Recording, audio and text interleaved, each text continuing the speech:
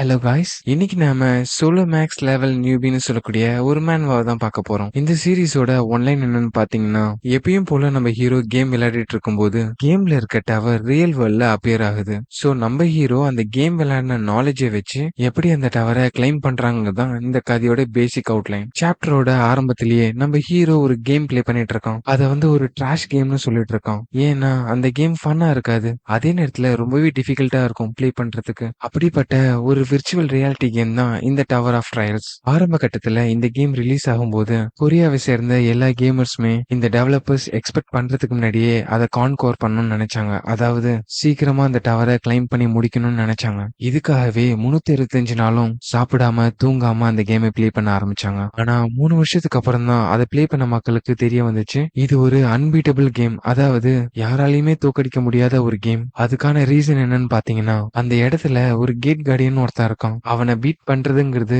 Practically impossible. ஏன்னா அந்த இடத்தோட டெம்பரேச்சர் -60°C. அதுவே அங்க போன மக்களை உரைய வச்சு கொன்னுடும். அது மட்டும் இல்லாம லேபரேட்னு சொல்லக்கூடிய அந்த இடத்துடைய சைஸ் 10,000 கிலோமீட்டருக்கு மேலேயும் இருக்கும். இதெல்லாம் வச்சு சொல்ல போனோம்னா இந்த கேம் ஃபன்னுக்காக உருவாக்கல, இதை பிளே பண்றவங்களுக்கு டார்ச்சரா இருக்கணும்னு சொல்லிட்டு உருவாக்கியிருக்காங்க. இதனாலேயே அதை பிளே பண்ண நிறைய பிளேயர்ஸ் அந்த கேமை டிக்ளைன் பண்ண ஆரம்பிச்சாங்க. இந்த ரீசன்னாலேயே பிளேயரோட கவுண்ட்டுமே கம்மியாக ஆரம்பிச்சிச்சு. பட் என்னதான் இருந்தாலுமே சில ப்ரோ பிளேயர்ஸ் மட்டும் இந்த கேமை விடாம பிளே பண்ணிட்டே இருந்தாங்க. அதுல ஒன் ஆஃப் த பிளேயர் தான் நம்ம ஹீரோ. ஒரு வழியா அந்த டவருடைய 15th ஃப்ளோரையும் கான்குவர் பண்ணிடுறான் நம்ம ஹீரோ. இந்த டவர் ஆஃப் ட்ரையல் கேம்ஸை ஃபர்ஸ்ட் கம்ப்ளீட் பண்ணது நம்ம ஹீரோ மட்டும்தான். இது அந்த சிஸ்டம்லயே ரிஃப்ளெக்ட் ஆக இதை பார்த்து நம்ப முடியாத நம்ம ஹீரோவும், நான் உண்மையாலேயே இந்த கேமை கம்ப்ளீட் பண்ணிட்டேனா, இந்த கேமை கம்ப்ளீட் பண்றதுக்கு நான் நிறைய தடவை பிளே பண்ணேன், நிறைய ரிசர்ச் பண்ணேன், அதனாலதான் என்னால கம்ப்ளீட் பண்ண முடிஞ்சிச்சு. என்னோட 11 வருஷத்தை இந்த கேமை கம்ப்ளீட் பண்றதுக்காக செலவு பண்ணியிருக்கேன். எப்படியோ ஒரு வழியா இந்த டவர் ஆஃப் ட்ரையல்ஸோட கடைசி ஃப்ளோரையும் நான் கிளியர் பண்ணிட்டேன். இதுக்கப்புறம் முதல் வேலையா இந்த வீடியோவை என்னோட சேனல்ல அப்லோட் பண்ணணும். அப்போ சடனா அவனோட சிஸ்டம்ல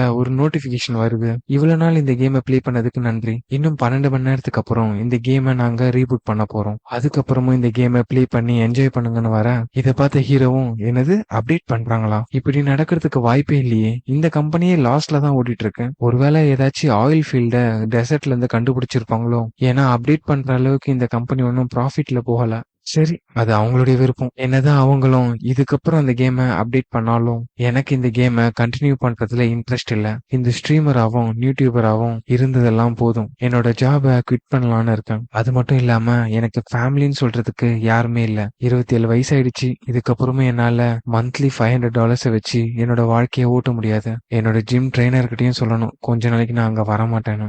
நிறைய பேர் என்கிட்ட சொல்லியிருக்காங்க, நீ ப்ரொஃபஷனல் ஃபைட்டரா வருவேன்னு. ஆனா என்ன பொறுத்த வரைக்கும் இப்போதைக்கு மணி தான் ரொம்பவே இம்பார்ட்டன்ட், ப்ரொஃபஷனல் ஃபைட்டர் ஆகிறத விடும். அதுக்கப்புறம் வழக்கம் போல நம்ம ஹீரோவும் அவனுடைய சேனல்ல ஸ்ட்ரீம் பண்ண ஆரம்பிக்கிறான். சாட்ல அவனுடைய சப்ஸ்கிரைபரும், என்னது ரொம்ப சீக்கிரமா வந்துட்டீங்க, ஏதாச்சும் விசேஷமானு கேட்க, அதெல்லாம் ஒண்ணும் இல்ல, உங்க எல்லார்கிட்டையும் ஒரு முக்கியமான விஷயத்த சொல்லணும்னு வர, இல்ல நான் ஸ்ட்ரீமிங்க குவிட் பண்ணலான்னு இருக்கேன், என்ன சடனா இப்படி சொல்றீங்கன்னு எல்லாரும் கேட்க, உடனே ஹீரோ, அதெல்லாம் ஒண்ணும் இல்லப்பா, சும்மா ஜோக்குக்காக சொன்னு சொல்லிட்டு பேச்சை மாத்திடுறான். நாளைக்கு முதல் வேலையா நான் குவிட் பண்ண போறேங்கிறத ஒரு போஸ்டா போட்டுடணும் அப்படின்னு சொல்லிட்டு நம்ம ஹீரோவும் போய் படுத்துட, அடுத்த நாள் காலையில நம்ம ஹீரோ, மறந்தே போயிட்டேன், முதல்ல அந்த டவர் ஆஃப் ட்ரையல்ஸ் கிளியர் பண்ண வீடியோவை அப்லோட் பண்ணணும் அப்படின்னு சொல்லிட்டு சிஸ்டம் ஆன் பண்ண நிறைய பேர் லைவ் போட்டுட்டு இருக்காங்க. என்னன்னு பாத்தீங்கன்னா, நம்ம விளையாடிட்டு இருந்த டவர் ஆஃப் ட்ரையல்ஸ் கேம் ரியாலிட்டிக்கு வந்துருச்சுன்னு போட்டு இருக்கா. நம்ம ஹீரோவும் என்னன்னு அந்த வீடியோவை போய் பார்க்க, அங்க ஒரு ஸ்ட்ரீமர், உங்களுக்கு அது தெரியுது தானே, இந்த டவர் கேம்ல இருந்து வந்திருக்கு, அதுவும் 11 வருஷத்துக்கு முன்னாடி ரிலீஸ் ஆன கேம் டவர் ஆஃப் ட்ரையல்ஸ், உங்களால இதை நம்ப முடியுதா?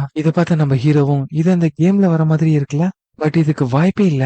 இதே நேரத்துல அங்க இருக்கவங்க முன்னாடி நோட்டிபிகேஷன் வர டவர் ஆஃப் ட்ரையல்ஸோட அப்டேட் வெர்ஷன் கம்ப்ளீட்டட்னு வருது. இங்க இருக்க எல்லாருமே அடுத்த 90 டேஸ்க்குள்ள ஃபர்ஸ்ட் ஃப்ளோரை கிளியர் பண்ணி ஆகணும். இன்கேஸ் நீங்க இந்த டாஸ்க்ல ஃபெயில் ஆயிட்டீங்கன்னா மனித இனமே அழிஞ்சு போயிடுன்னு வருது. இதை நம்ம ஹீரோவும் பார்க்க இங்கேயும் இந்த சாப்டர் முடியுது. இந்த கேம் அப்டேட் ஆனதுக்கு அப்புறம் இதை அக்செப்ட் பண்ணிக்கிட்ட மக்களுடைய எண்ணிக்கை ரேபிடா இன்க்ரீஸ் ஆச்சு. ஹீரோ இந்த டவர் ஆஃப் ட்ரையல்ஸ் வந்தது உண்மைன்னா என்னால இங்க டைம் வேஸ்ட் பண்ணிட்டு இருக்க முடியாது, நான் உடனே இங்க இருந்து கிளம்பணும். அந்த ஐட்டம் கிடைக்கிற அந்த இடத்துக்கு நான் போய் ஆகணும். இந்த உலகம் அதோட முடிவுக்கு வந்திருக்கலாம். ஆனா என்னுடைய ஹார்ட் எக்ஸைட்மெண்ட்ல துடிச்சிட்டு இருக்கு. இதே நேரத்துல இங்க சென்ட்ரல் சிட்டியை தான் காட்டுறாங்க. எப்படியாச்சும் பூஷனுக்கு போற ஃபர்ஸ்ட் ட்ரெயினா நான் புடிச்சாகணும். இது கேட்ட மீதி மக்கள், பூஷன் இல்ல, நம்ம கொரியாவை விட்டே வெளியில போகணும். அப்படி வேற கண்ட்ரிக்கு போனாதான் நம்மளால சர்வை பண்ண முடியும். இதை கேட்ட அங்க இருந்த ஒரு பொண்ணும், என்ன பேசிட்டு இருக்கீங்க? மத்த கண்ட்ரிலுமே இந்த டவர் அப்பியர் ஆயிருக்கு. வேற எங்க போறது? இடியட் மாதிரி இதே இடத்துல இருந்தோம்னா கண்டிப்பா எல்லாருமே இறந்துருவோம். இதே நேரத்துல நம்ம ஹீரோவும் ஒரு அண்டர்வே பாத்துக்குள்ள போறோம்.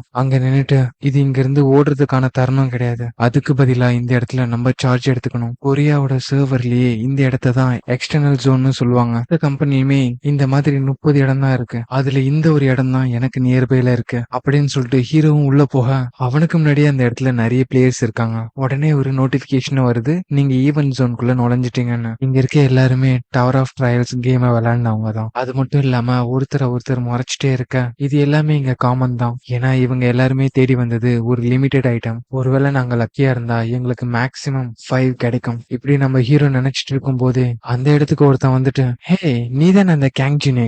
அது சரி, நீ இந்த இடத்துக்கு வந்திருக்கியா? அதாவது நீ இது வரைக்கும் ஒன்னும் பண்ணதில்ல, ஆனா இந்த கேமை மட்டும் ரூம்லயே இருந்து டெய்லி பேசிஸ்ல விளையாடுவல. இத பார்த்த நம்ம ஹீரோவும், இவனை பத்தி சொல்லணும்னா இவனோட பேர் லீ, ஆப்பிரிக்கா டிவியோட பார்ட்னர். 500K சப்ஸ்கிரைபர் வச்சிருக்கான். அது மட்டும் இல்லாம இவன் கொஞ்சம் ஃபேமஸ் தான். அதே நேரத்துல நான் வேலை செஞ்ச ஒரு இடத்துல சிஇஓவும் இருந்தான். சரி சொல்லு, இந்த கேம்ல நீ எத்தனாவது ஃப்ளோர் வரைக்கும் போயிருக்க? நமக்கு தெரிஞ்ச சீக்கிரட்டை கேதர் பண்ணலாம். ஏன்னா நம்ம எல்லாருமே ஒரே கம்பெனில தானே வேலை செஞ்சோம். இவனோட கம்பெனில கான்ட்ராக்ட் போட்டு நிறைய ஸ்ட்ரீமர்ஸ ஏமாத்தி இருக்காங்க. அது மட்டும் இல்லாம என்னோட பெஸ்ட் ஃப்ரெண்டை ஏமாத்தி இந்த இண்டஸ்ட்ரியை விட்டே ஓட விட்டு இருக்கான். எனக்கு நல்லாவே தெரியும் நீ நல்லாவே கேம் பிளே பண்ணுவான்னு அப்படின்னு மனசுக்குள்ளே நினைச்சுக்க.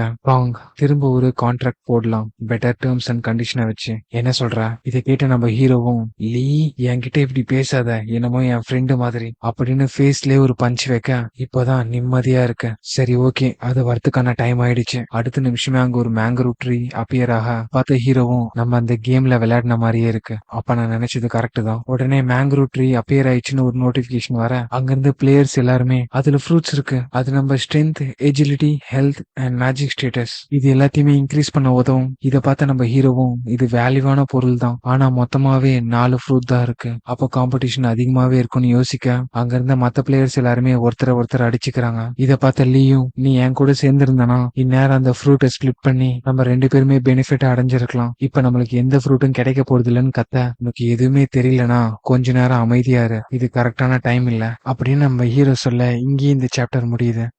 சாப்டர் 3யோட ஸ்டார்டிங்லயே அந்த மேங்க்ரூ ட்ரீயை தான் காட்டுறாங்க. அங்க இருக்க பிளேயர்ஸ் எல்லாருமே அந்த ஃப்ரூட் அடையறதுக்காக அடிச்சு பிடிச்சி அந்த ட்ரீ மேல ஏற, அதுல ஒருத்தன் அந்த ஃப்ரூட்டை பறிச்சு சாப்பிட்டுறான். உடனே அவனுக்கு மூவ்மெண்ட் ஸ்பீட், அதாவது எஜிலிட்டி 3% இன்க்ரீஸ் ஆகுது. இதை பார்த்த நம்ம ஹீரோவும், இந்த கேமை 1 or 2 டைம்ஸ் விளையாடுனவங்களோட ஃபோக்கஸ் எல்லாமே இந்த ஃப்ரூட் மேலதான் இருக்கும். ஆனா என்ன மாதிரி இது வரைக்கும் விட்டு கொடுக்காம விளையாடின ஒரு சில ப்ரோ பிளேயரால மட்டும்தான் அதுக்கப்புறம் என்ன நடக்க போகுதுங்கிறது தெரியும். இதே நேரத்துல அந்த ட்ரீக்கு உயிர் வந்த மாதிரி அதோட பிரான்ச்சஸை வச்சு அங்க இருக்க எல்லாருமே அட்டாக் பண்ண ஆரம்பிக்குது. இதை பார்த்து அங்க இருந்த பிளேயர்ஸ், இதை எப்படி நான் மறந்தேன், எல்லா ஃப்ரூட்ஸுமே சாப்பிட்டுட்டோம்னா அந்த ட்ரீ ரொம்ப டேஞ்சரஸா மாறிடும். இந்த கேம் விளையாடி ரொம்ப வருஷம் ஆனதுனால இது எல்லாத்தையுமே நான் மறந்துட்டேன். எல்லாரும் இந்த இடத்துல இருந்து ஓடுங்க. இந்த கேமை நான் விளையாடும் போது குறைஞ்சபட்சம் ஒரு 50 தடவைக்கு மேல நான் இந்த இடத்துல இறந்திருப்பேன். எல்லாருமே இந்த இடத்துல இருந்து ஓட, இதை பார்த்து அந்த லீயும் அங்க இருந்து ஓட ட்ரை பண்றான். என்ன கிவ் அப் பண்ண போறியா அப்படின்னு நம்ம ஹீரோ கேட்க, கண்டிப்பா இந்த மாதிரி ஒரு இடத்துல நான் சாக விரும்பல, இதை நான் எதிர்பார்த்ததுதான். ஆனா உனக்கு ஒரு விஷயம் தெரியல, இந்த ஈவெண்டோட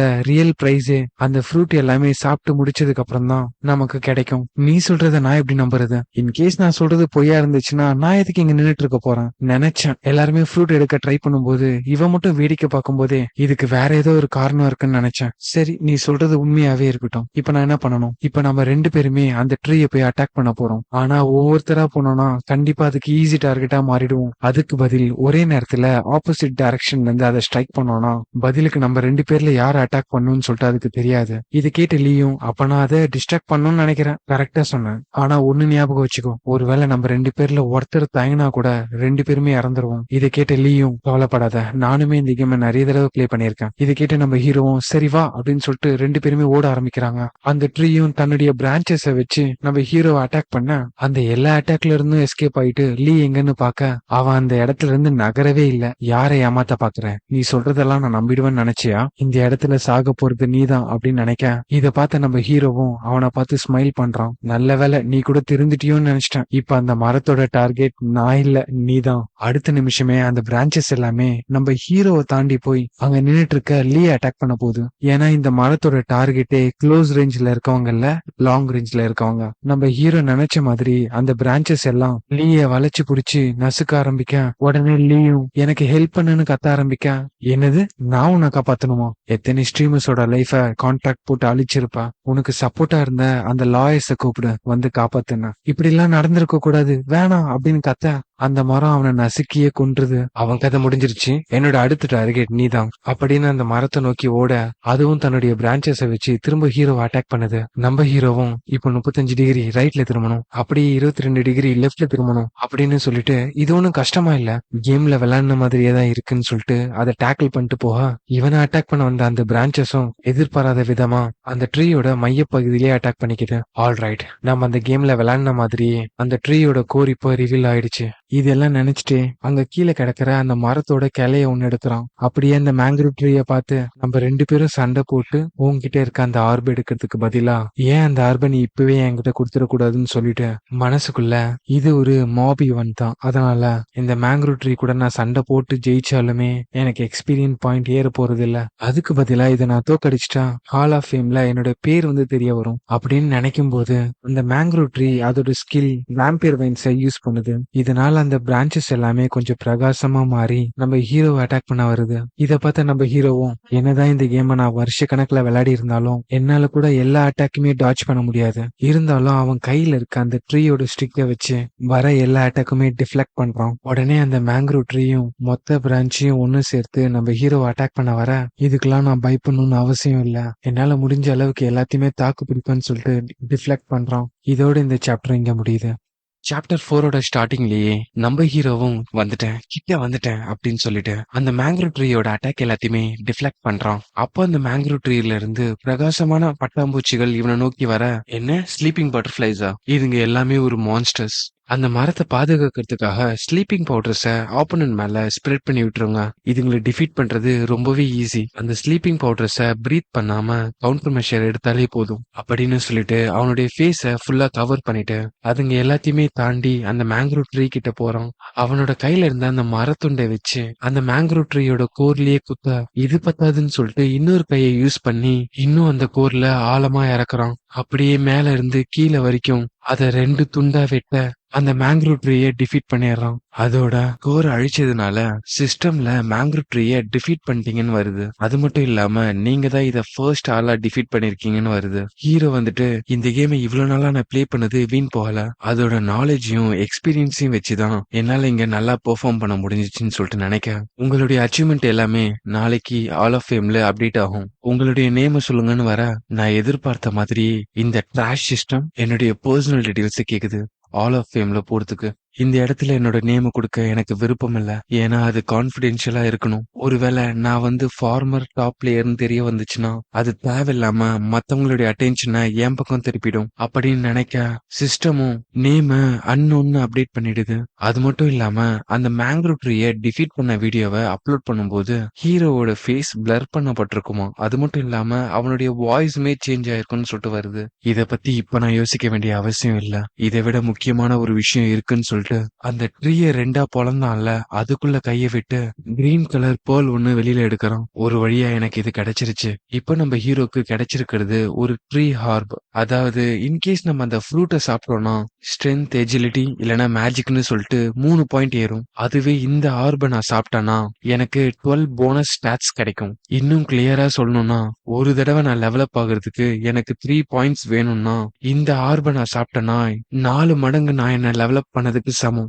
இது ஒரு புரோக்கன் ஐட்டம், இந்த அளவுக்கு காஸ்ட் எஃபெக்டிவான ஐட்டம் வேற எங்கேயுமே நீங்க பார்க்க முடியாது அப்படின்னு சொல்லிட்டு அந்த ஆர்பை சாப்பிட்டுறான். இதனால ஹீரோவும் பவர் அப் ஆக அந்த சிஸ்டம்ல அவனுடைய ஸ்டேட்டஸை செக் பண்ணி பாக்குறான். அதுல அவனுடைய நேமும் ஏஜும், அது மட்டும் இல்லாம ஸ்ட்ரென்த் 5னும் எஜிலிட்டி 6னும் விட்டாலிட்டி 7னும் மேஜிக் பவர் 5னும் பாப்அப் ஆகுது.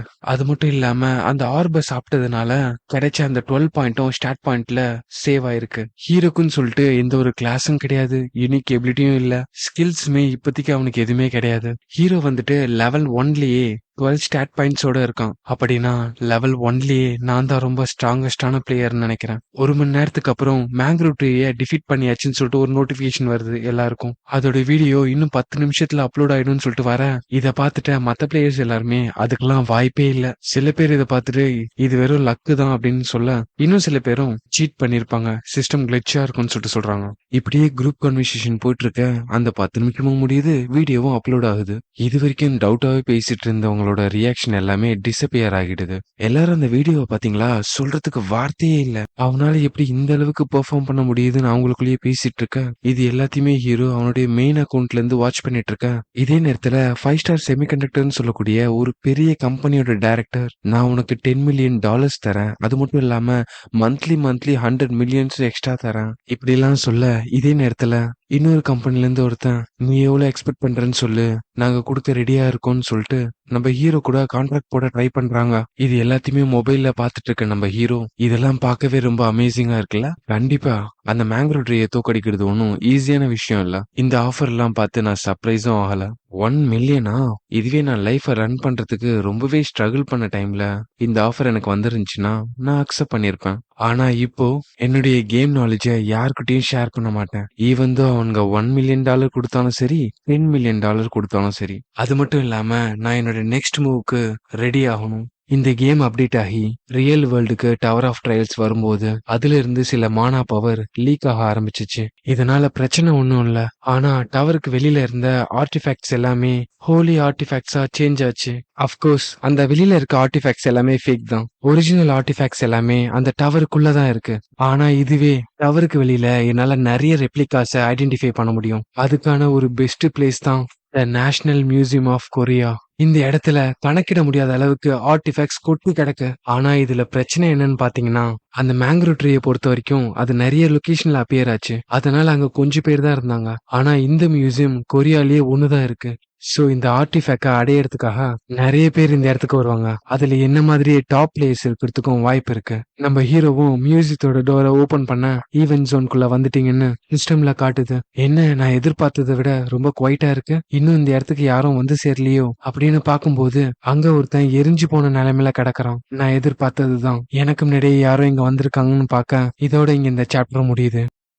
சாப்டர் 5ஓட ஆரம்பத்திலேயே இந்த உலகம் சேஞ்ச் ஆனதுக்கு அப்புறம் இங்க இருக்க மக்கள் எல்லாருமே அதுக்கேத்த மாதிரி அடாப்ட் ஆயிடுவாங்கன்னு நான் எதிர்பார்த்தேன். ஆனா நான் எதிர்பார்த்ததை விடவும் ரொம்பவே போல்டா இருக்காங்க. இங்க வரவங்களோட போக்கஸ் எல்லாமே இந்த மெடிவல் கிளாசிக் எரா கேலரியோட அந்த ஒரு ஆர்டிஃபிக்க தான் எல்லாரும் எடுக்க ட்ரை பண்ணுவாங்க. அதுதான் ஈஸ்ட் ஐலாண்டுடைய கிரேட் மேப். கண்டிப்பா நான் அந்த மேப் எடுக்கிறதுக்காக இங்க வரல. அந்த கிரேட் மேப்ல மேஜிக் பவர் இம்பியூட் ஆயிருக்கும். அது மட்டும் இல்லாம டவர் ஆஃப் ட்ரையல்ஸோட இன்ஃபர்மேஷனுமே அதுல இருக்கும். அதனாலதான் எல்லாருமே அதை அடையணும் நினைக்கிறாங்க. எக்ஸாக்டா சொல்லணும்னா டவர் ஆஃப் ட்ரையல்ஸ்ல இருக்க எல்லா பசில்ஸும், அதுல இருக்கக்கூடிய மான்ஸ்டர்ஸும், அதுங்களை டிஃபீட் பண்ணா நமக்கு கிடைக்கக்கூடிய ஐட்டம்ஸும் என்னன்னு இதுல தெளிவா இருக்கும். என்னதான் இது ஒரு ட்ரெஷரா இருந்தாலுமே அது வெறும் 10th ஃப்ளோர் வரைக்குமான இன்ஃபர்மேஷன்ஸை மட்டும்தான் கொடுக்கும். எல்லாருமே அதுல போக்கஸ் பண்றதுனாலதான் ரொம்ப முக்கியமான ஆர்டிஃபேக்ட் ஒண்ணு மண்ணுக்குள்ள இருக்கிறத எல்லாருமே நழுவ விட்டுறாங்க. அங்க இருக்க எல்லா பிளேயர்ஸும் அவங்களுக்குள்ளேயே சண்டை போட்டுக்கிறாங்க. இது என்னுடையது, நவுந்து போ, அதுல கைய வைக்காத அப்படின்னு அவங்களுக்குள்ளேயே சண்டை போட்டுக்க,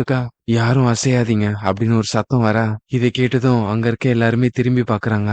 அந்த இடத்துக்கு ஒருத்தன் வந்துட்டு, இப்பத்துல இருந்து யாராச்சும் கொஞ்சம் அசைஞ்சா கூட நான் உங்களை கொன்றுவேன் அப்படின்னு சொல்ல, உன்னுடைய மிரட்டலுக்கு யாருமே இங்க பயப்பட மாட்டோம்னு சொல்லிட்டு எல்லாரும் அவங்க கையில ஆயுதத்தை எடுக்க, இன்ஃபேக்ட் நீ சொன்னதேதான் உனக்கும், உன்னுடைய கால் விரல் கொஞ்சம் அசைஞ்சா கூட இந்த ஹேமரை வச்சு உன் மண்டைய பொழந்துருவேன். இதை கேட்ட அவனும், நான் எதிர்பார்த்ததுதான், என்னுடைய வார்த்தை மட்டுமே இங்கு போதுமானது இல்ல அப்படின்னு சொல்லிட்டு அவனுடைய பவரை யூஸ் பண்ண அவனுடைய 2 கையுமே பாறை அளவுக்கு ஸ்ட்ராங்கா மாறுது.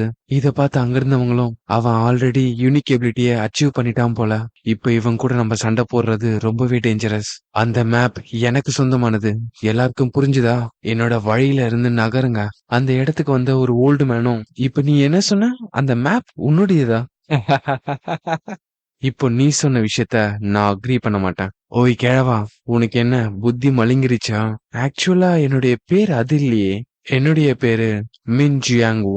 அதுக்கான மீனிங் எல்லார் கூடவும் ஃப்ரெண்ட்லியாவும் அன்பாவும் இருக்கணுங்கிறதுதான் அதோட மீனிங்.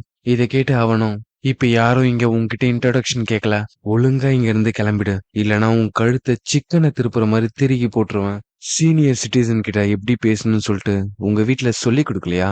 உனக்கு கொஞ்சம் வாய் நீளம்தான். ஹவவா, நீ அவ்வளவு ஃபாஸ்ட்னு நினைக்கிறியா என் கழுத்தை திருகி போடுற அளவுக்கு? இல்லனா நான் ஒண்ணு அதுக்குள்ள கறிக்கட்டி ஆக்கிடுவேனா? உடனே அந்த ஓல்டு மேனும் அவருடைய கையை சொடுக்கு போட்டு அவருடைய ஃபிங்கர்ல ஃபயர வர வைக்கிறாரு. இத பார்த்து அவனும், என்னது மேஜிக்கா, இந்தா இத புடிச்சுக்கோன்னு சொல்லிட்டு அந்த ஃபயரை அவனை நோக்கி அனுப்புறாரு.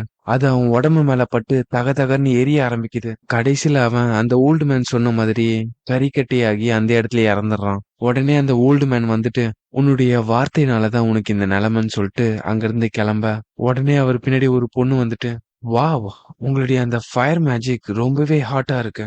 நல்ல வேளை நான் உங்க சைடுல இருந்தேன். ஓ, மிஸ் லியூரி, நீங்களா?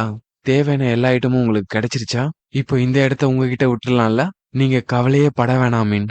இப்பத்துல இருந்து இந்த இடத்த நான் டேக் ஓவர் பண்ணிக்கிறேன். அதுக்கு எனக்கு தேவைப்படுற எல்லாமே இந்த லிட்டில் காய் தான். இனி நம்ம வழியில குறுக்க வர எல்லாருமே இவன் பார்த்துப்பான் அப்படின்னு சொல்லிட்டு ஈஜிப்டுடைய கடவுளான அனுபீஸோட சிலைய வைக்கிறா. உடனே அந்த சிலைக்குள்ள இருந்து ஷேடோ மாதிரியான உருவம் வெளியில வர, அது தன்னுடைய ஒரிஜினல் உருவத்தை அப்ளைன் பண்ணி லியூரி முன்னாடி நிக்க, இப்பத்துல இருந்து யாரெல்லாம் நகர்றீங்களோ அவங்க எல்லாரையுமே என்னுடைய எனிமியா கன்சிடர் பண்ணுவேன். எல்லாருக்கும் புரிஞ்சுதா?